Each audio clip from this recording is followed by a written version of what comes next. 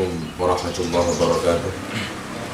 Innal hamdalillah nahmaduhu wa nasta'inuhu wa nastahdihi wa nastaghfiruh wa na'udzu billahi min shururi anfusina wa sayyiati a'malina. May yahdihillahu fahuwal muhtadi wa may yudlil fala hadiya lahu. Wa nashhadu an la ilaha illallah wahdahu la syarika lahu wa nashhadu anna Muhammadan abduhu wa rasuluh. Allahumma shalli wa sallim wa barik ala nabiyyina Muhammadin wa ala alihi wa ashabihi wa man tabi'ahum bi ihsanin ila yaumil qiyamah. Amma ba'd. Saudaraku yang dirahmati Allah Subhanahu wa taala, marilah kita selalu memanjatkan syukur kita kepada Allah Subhanahu wa taala. Dalam keadaan puasa ini, Allah masih memberikan kenikmatan kepada kita yang cukup luar biasa. Kenikmatan iman, kenikmatan kesehatan, kenikmatan rizki yang lain yang diberikan Allah kepada kita semuanya. Salawat dan salam semoga selalu Allah curahkan kepada baginda Nabi Muhammad sallallahu alaihi wasallam. Saudaraku kaum muslimin yang dirahmati Allah Subhanahu wa taala, hidup manusia tidak pernah terbebas dari kesalahan. Kita semua pasti pernah berbuat kesalahan, pasti pernah berbuat dosa. Tetapi sebaik-baik kita, orang-orang yang telah berbuat dosa itulah mereka yang mau bertaubat.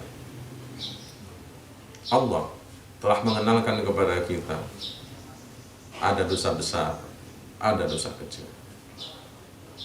Dosa-dosa besar adalah dosa-dosa yang diantara disebutkan di dalam Al-Quran, disebutkan ancamannya oleh Allah Subhanahu wa ta'ala. Ada beberapa dosa besar yang perlu kita ketahui supaya kita tidak terjebak di dalam melakukan kesalahan itu, dan kita bisa segera bertaubat ketika menghadapi dosa-dosa besar. Ada 7 dosa besar yang disebutkan dalam salah satu hadis Nabi Muhammad SAW. Ijtanibu as-sab'a al-mubiqah. Jauhilah dari kalian 7 hal yang merusak, yaitu 7 dosa besar. Apa 7 dosa besar itu? Yang pertama adalah dosa menyekutukan Allah Subhanahu wa ta'ala, yaitu dosa syirik. Menyekutukan Allah berarti orang itu bisa jadi meyakini, beriman kepada Allah, tetapi dia juga meyakini adanya kekuatan-kekuatan yang lain selain Allah. Dia mengimani Allah, tetapi dia juga menyembah kepada selain Allah. Ini adalah termasuk dosa besar.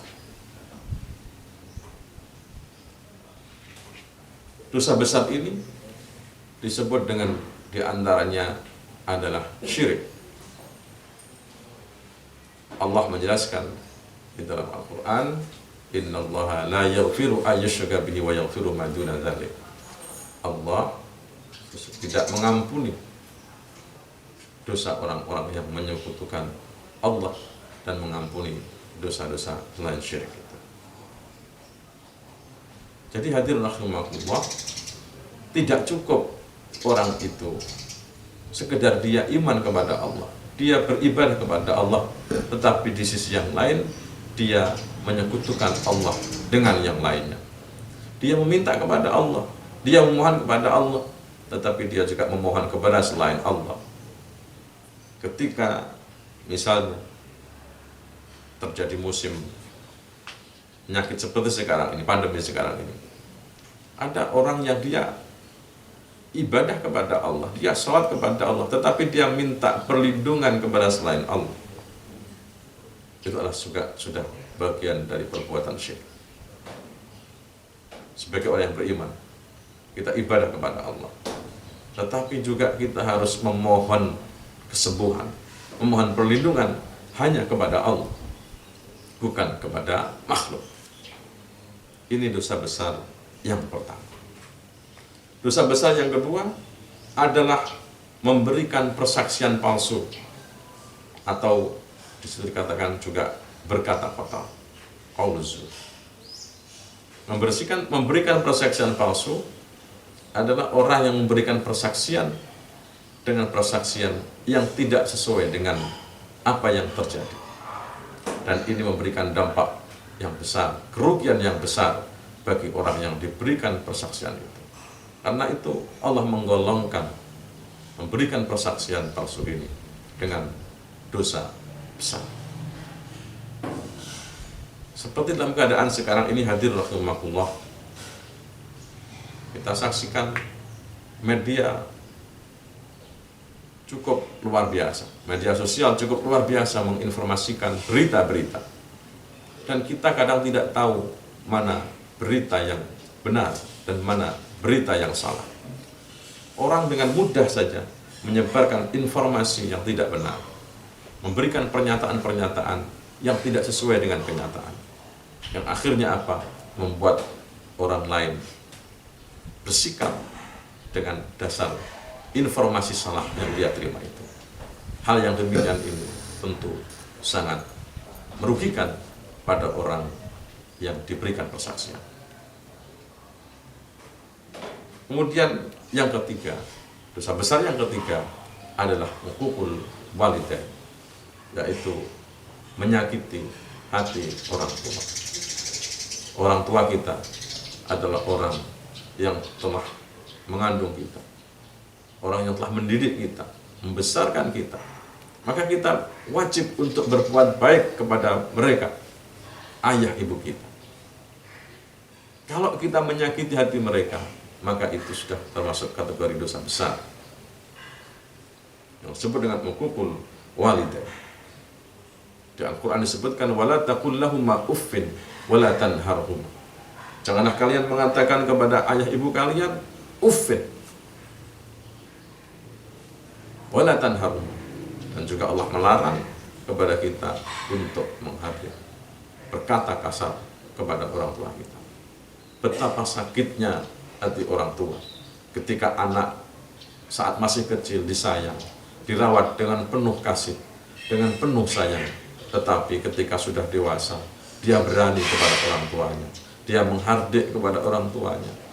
Pasti hati orang tua akan tersayat, sedih melihat keadaan yang demikian ini. Maka saudaraku sekalian yang terhormat oleh Allah,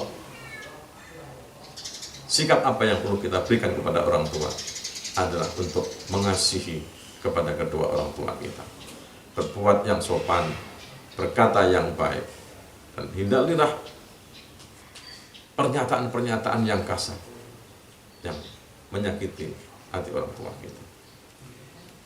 Kemudian dosa besar yang keempat adalah sihir. Sihir itu apa? Dalam salah satu definisi disebutkan, yang namanya sihir adalah idharu ma laysa bihaqqin waqi'in fi suratil haqqi al-waqi' li hawasin nas wa antarihim. Yaitu menampakkan sesuatu yang tidak benar dalam bentuk yang nyata, gitu kan? Nyatanya di mana? Pada indera manusia. Jadi sesuatu itu tidak benar, tetapi tampak di pandangan manusia seperti sesuatu yang hak, sesuatu yang nyata. Tetapi realitasnya tidak demikian.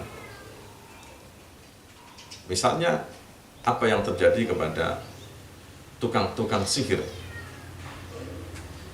saat melawan Nabi Musa alaihissalam. Tukang-tukang sihir itu melemparkan tali-tali mereka sehingga kemudian menjadi ular. Jadi realitasnya bendanya bukan ularnya, tetapi realitasnya adalah tali. Kemudian dalam pandangan manusia tampak seperti ular. Nah, itu adalah bentuk sihir. Dan sekarang ini hadir rahimakumullah, bentuk-bentuk sihir ini cukup luar biasa banyaknya. Untuk misalnya orang yang ingin merampas harta orang lain dengan melakukan menyihir orang itu, atau di kampung dikenal dengan gendam dan sebagainya, sehingga orang ketika itu dia dipegang punggungnya, dia seperti orang yang terlupa, apa yang dia minta diberikan semua. Nah, ini adalah salah satu bentuk sihir, dan ini sekarang lagi marak di masyarakat, lebih-lebih dalam keadaan ekonomi yang seperti sekarang ini. orang ingin instan mendapatkan kekayaan yang banyak, tetapi dia tidak mau bekerja menggunakan bentuk sihir ini. Dan Rasulullah telah melarang kita semuanya untuk mendatangi tukang-tukang sihir ini, ya, termasuk orang yang menggunakan ilmu perdukunan untuk mengganggu orang lain. Ya. Dalam sebuah hadis dikatakan, man ata'arrafan au kahinan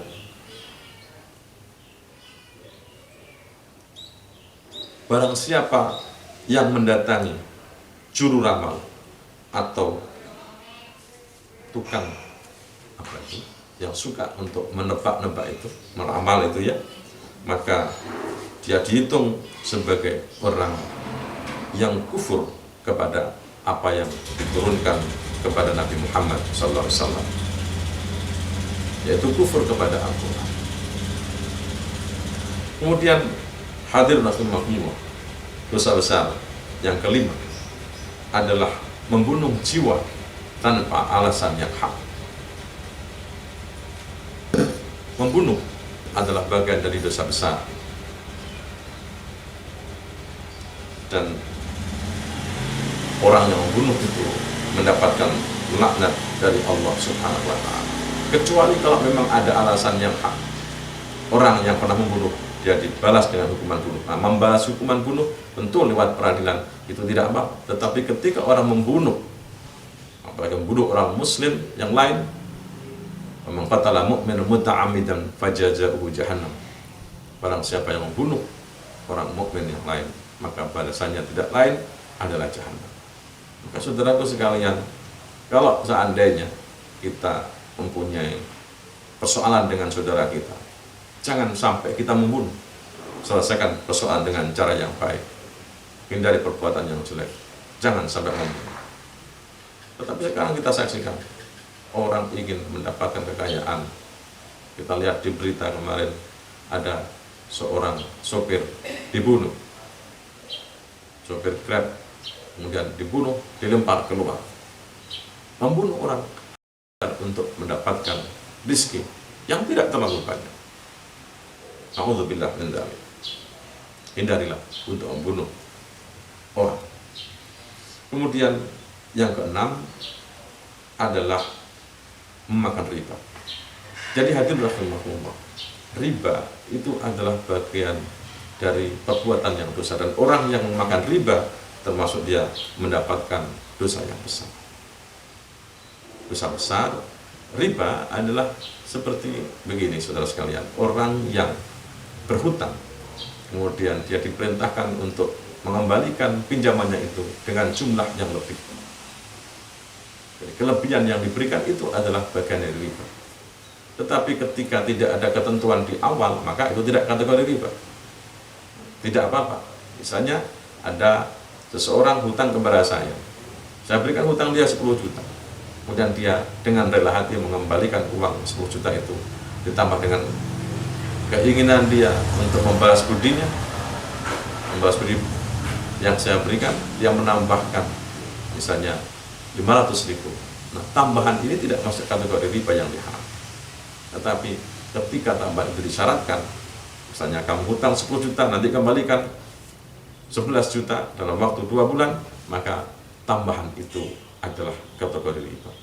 Dan kita sebagai umat yang beragama Islam wajib untuk menghindari riba ini, karena riba adalah dosa besar, dan dosa besar wajib untuk kita tinggalkan. Wa akhlihimur riba wa qad nuhu anhu. Dan mereka mengambil riba, padahal mereka telah dilarang untuk mengambil riba itu. Saudaraku sekalian yang dirahmati Allah Subhanahu wa Ta'ala, karena keterbatasan waktu, baru 6 dosa besar yang bisa kita sampaikan. Mohon maaf atas segala kesalahan dan kekurangan. Semoga Allah memberikan kesempatan kepada kita untuk bertemu di kesempatan yang lain. Assalamualaikum warahmatullahi wabarakatuh.